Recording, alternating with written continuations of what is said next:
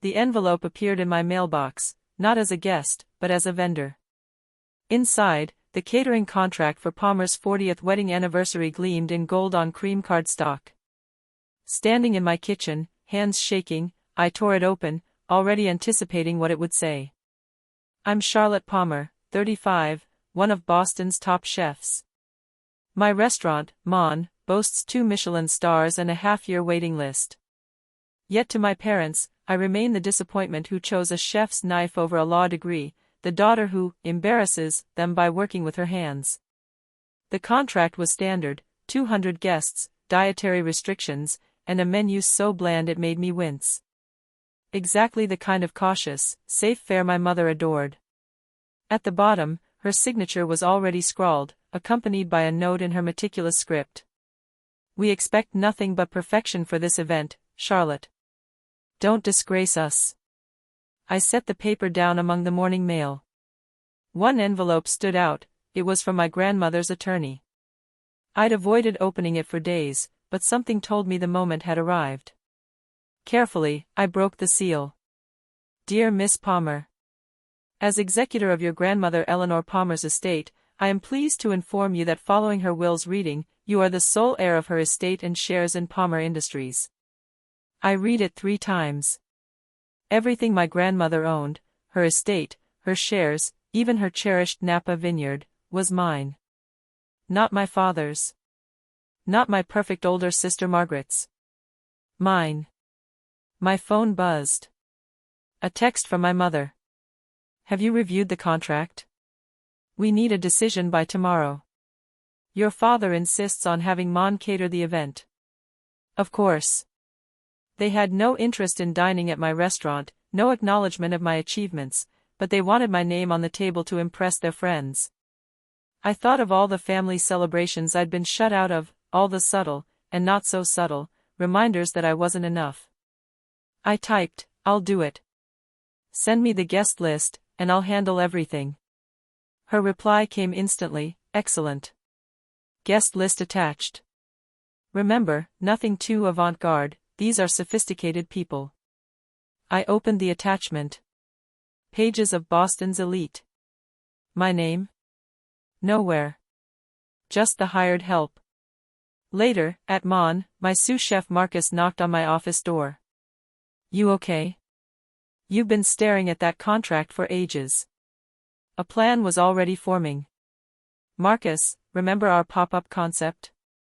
The one with interactive tables and theatrical service? His eyes lit up. Yeah, the dinner theater idea. Too risky for Mon, you said. It is, I admitted, smiling. But I've found the perfect stage for it. Your parents' anniversary? Are you sure?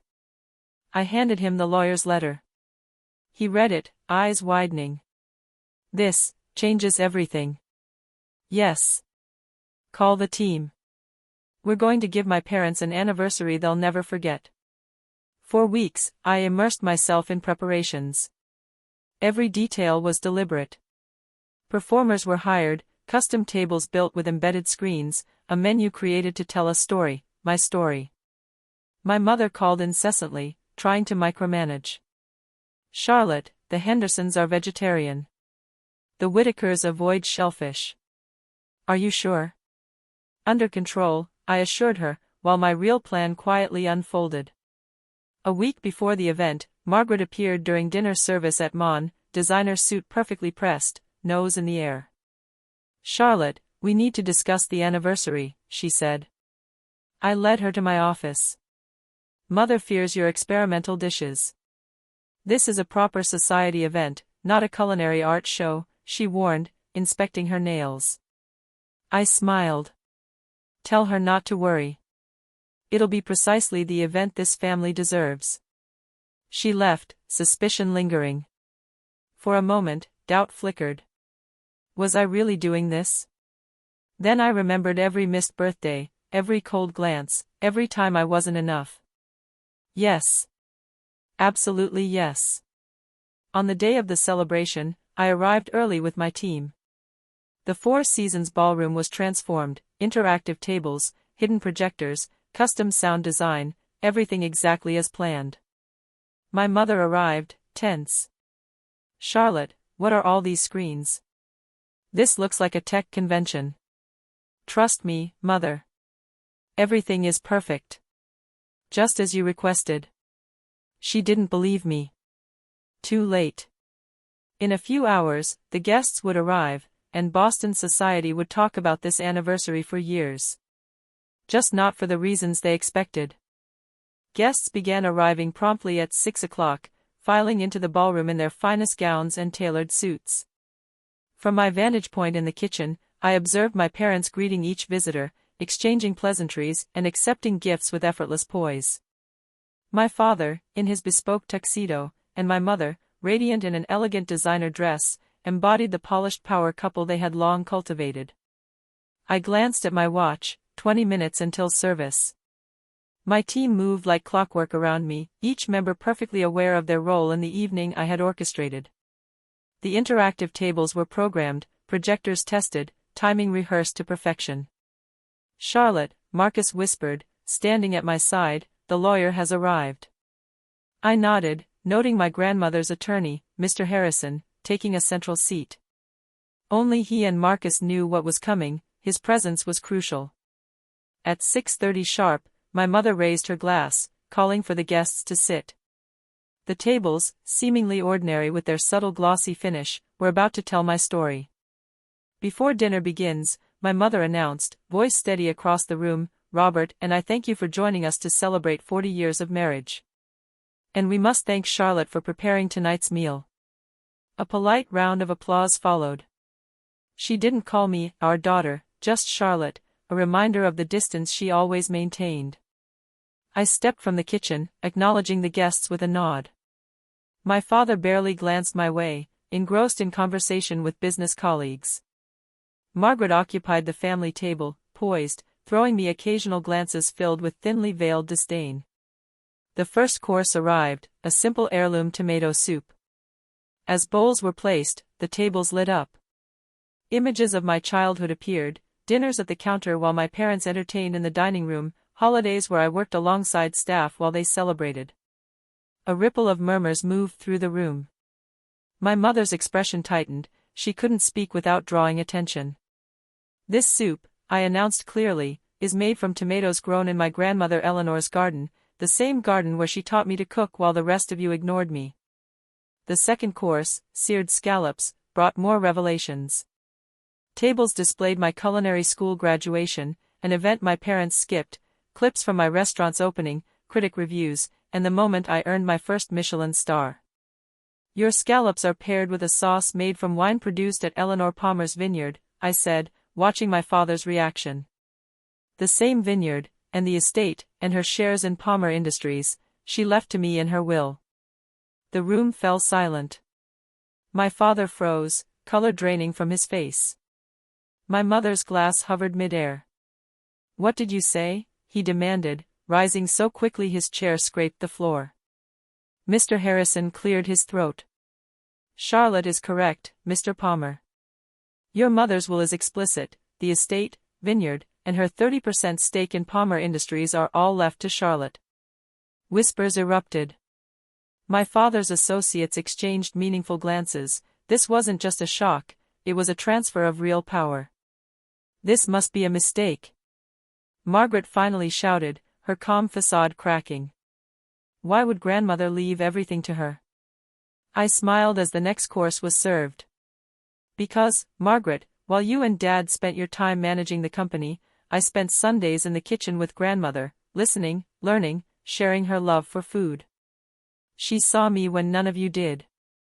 The main course, a perfectly aged ribeye with truffle butter, arrived as images of my grandmother and me appeared, laughing together in her kitchen, her final Christmas insisting on dinner at my restaurant, the day she tasted my cooking and cried with pride. "This main course," I said, my voice steady despite my emotions, "includes vegetables from Eleanor's garden and wine from her vineyard. She always said good food brings people together, but only if everyone is treated equally at the table." My father stood, barely containing his fury. "Charlotte, we need to talk," he growled. "No, Dad," I replied calmly. Everything has been decided. The paperwork was signed this morning. But I will not run the company the way you did. I believe in giving people a chance to shine, even if they don't fit your mold. Dinner continued in tense silence, guests quietly absorbing the revelations. My mother barely touched her food. Margaret glared, seething. My father seemed decades older in an instant. Dessert, a deconstructed apple pie, my grandmother's recipe, arrived. I made one final declaration. In honor of my grandmother's belief in nurturing talent, I am establishing a culinary scholarship. The Eleanor Palmer Foundation will support aspiring chefs who, like me, may not fit society's expectations but have the drive and passion to succeed. The message landed. This evening wasn't merely about inheritance, it was about recognition, respect, and carrying forward the legacy entrusted to me. It was never about revenge, it was about rewriting the story and creating opportunities for those overlooked. The evening ended sooner than expected, guests offering polite excuses as the tension in the room became palpable. Once the last attendees had gone, my father finally approached, his face pale. "You've ruined everything," he muttered, voice low. "Was this your plan, to embarrass us in front of everyone?" I met his gaze without flinching. "No, Dad. My goal was to show you what you've been missing all these years, what you discarded because it didn't fit your perfect idea of this family." Word of the anniversary dinner spread quickly through Boston's social circles. Charlotte Palmer, the so-called outcast daughter, had inherited her grandmother's fortune and revealed it at her parents' own celebration. The next morning, I sat in my office, reviewing the documents Mr. Harrison had prepared. The transfer was complete. I now held control over my grandmother's estate and wielded significant influence in Palmer Industries. My phone buzzed constantly. Margaret's messages alternated between threats and desperate attempts at reconciliation. My mother's notes swung between guilt trips and attempts to open dialogue. But it was my father's single email that caught my attention. "Charlotte, what you did last night was cruel and calculated. You've humiliated this family and potentially harmed the company I built. If this was revenge, congratulations, you've succeeded." I read it twice, then replied. "Dad, this wasn't revenge. It was a wake-up call, for you, for Mom, for all of us. While you were building an empire, you missed what was happening in your own family. Grandmother saw it, and that's why she made her decision. I don't intend to harm the company. Unlike you, I believe in giving people a chance. Come to Mon tonight at 8 if you want to discuss the future."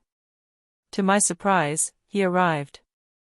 Watching him through the kitchen window, I saw a man uneasy in a space he had never entered, never tasted my cooking, never recognized my success.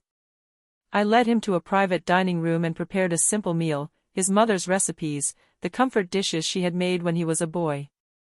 He sat, visibly older, visibly tired. "Your grandmother," he said, gazing at the beef stew I placed before him, "she used to make this every Sunday." "I know," I said softly. "She taught me.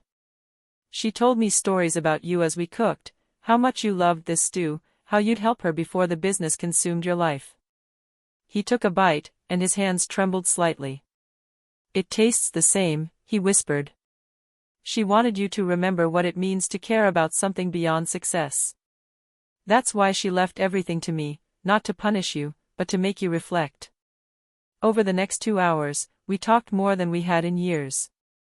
He shared his unrealized dreams of becoming a chef before his father forced him into business. I recounted moments with grandmother he'd missed, small, meaningful details that had shaped me.